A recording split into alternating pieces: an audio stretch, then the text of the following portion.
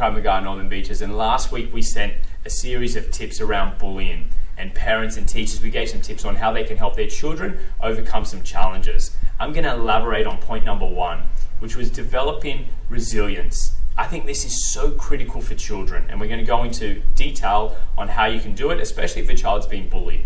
So the first thing is create a supportive network.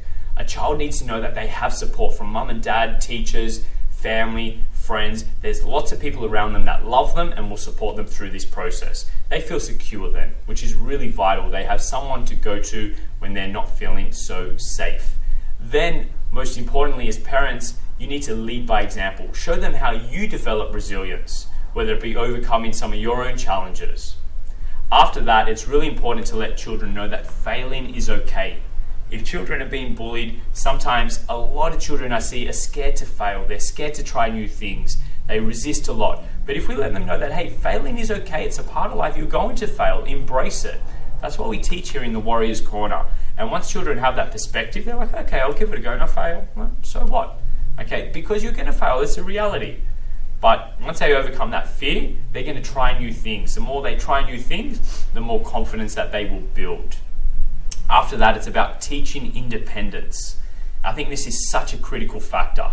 Children need to do things for themselves, and we often hear create an environment where children have the opportunity to create independence.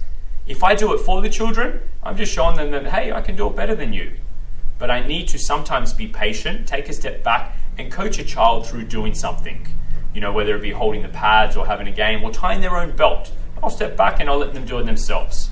Okay, and I'll coach them through it. Does it take longer? Yeah, absolutely it does. But I want to create an environment that fosters independence. Grabbing your own lunch, grabbing your own things, packing things away, doing all these little things that we have here, our habits, help children create that independence and take responsibility. After that, the biggest thing is creating a different perception. So if you have a problem, sometimes we need to coach kids through, well, how else can you see this problem? What else does it mean? How does this problem benefit you? Wow, what a question. What a perception changer that is. How do I benefit from this problem? What am I grateful for this problem actually occurring? Sometimes when I ask kids these questions, they can't comprehend it. And they really find it hard to come up with the solution. But sometimes I coach them through it and they come up with a few possibilities. And it changes their perception. Okay, and they believe a different belief around the problem. They see it in a different way. After that, we need to help children problem solve. If I fix it for you and I do it for you and I fix it, they're not going to have the ability to create solutions. This is vital because when children are at school, they're going to need to solve their own problems when they're out at lunchtime.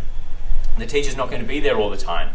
So give them a little bit of guidance, coach them through it when they're a little bit younger, take a step back and then help them problem solve themselves. They might fail a few times, which is okay. You'll be there to help them pick up the pieces and get them through problem solving.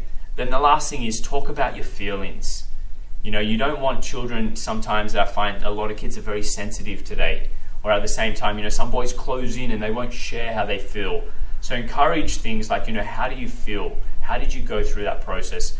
What happened? And the more you talk about things, the more children open up, you create that mutual respect, and hey, it's okay to talk about your feelings. Well, I hope these factors helped, and we're talking about point number 1 from last week, our tips about building resilience within children.